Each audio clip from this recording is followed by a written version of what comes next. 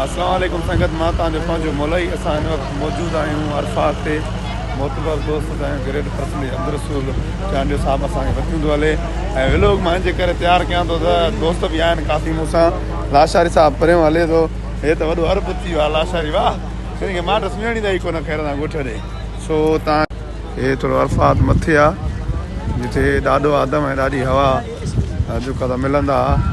हेॾे तव्हांखे वठी था हलूं ऐं पोइ तव्हांखे ॿुधायूं था अने वाज़ियात हीअं न सर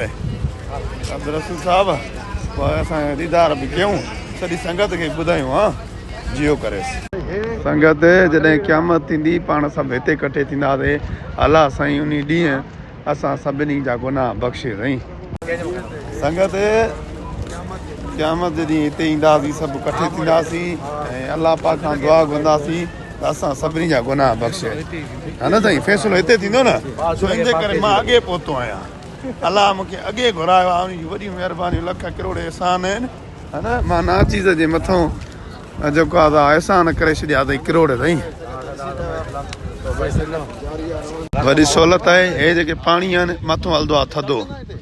संगत पंधु वॾो आहे पर ख़ैरु आहे पंधु करे वेंदासीं संगत चढ़िया आहियूं असां मथे मूंखे संगत परायो आहे जुबो अलाह ख़ैरु करे टंगूं विचड़नि थियूं सफ़र जारी आहे साईं सफ़र जारी आहे मथे माशा अल्लाह सफ़र जारी आहे हले साईं चढ़िया आहियूं हल साईं मथे हलूं था ॾाढे आदम वारनि जिते हिननि जी मुलाक़ात थी हे अरफात जो मैदान आहे जिते क़यामत जे ॾींहुं आख़िरी इकठे थींदा सभु अची ख़ैर सां मथे आहे सफ़र जारी आहे साईं सुभान अल्लाह सुभान अल्लाह ओ माशा ओ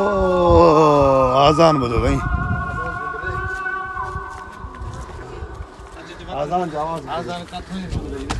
न किथां मिले थो आज़ान ॿुधायो त अब्दुल रसूल किथां मिले थो साईं पुॼी विया आहियूं हे किथे पुॻा जानी हींअर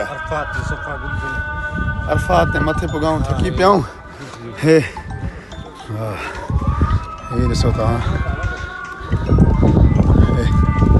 चेक कयो तव्हां अरफात ते पुॻाऊं माशा अल्लाह हे उहा जॻह आहे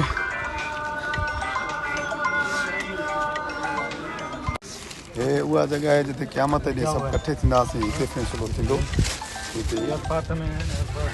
ॾाढी हवा ॾाढो आदम हिते जे बाबति पता ॿुधाईंदा आहिनि बाबति कुझु ॼाण मूंखे घटि आहे सो मां तव्हांखे जेको आहे मां मंज़र ॾिसायां थो हीअ मंज़र आहे माशा अल्लाह चेक करे सघो था तव्हां उगायूं हिते हीअ चेक कयो हा जानी छा हाल आहे ख़ुशि आहे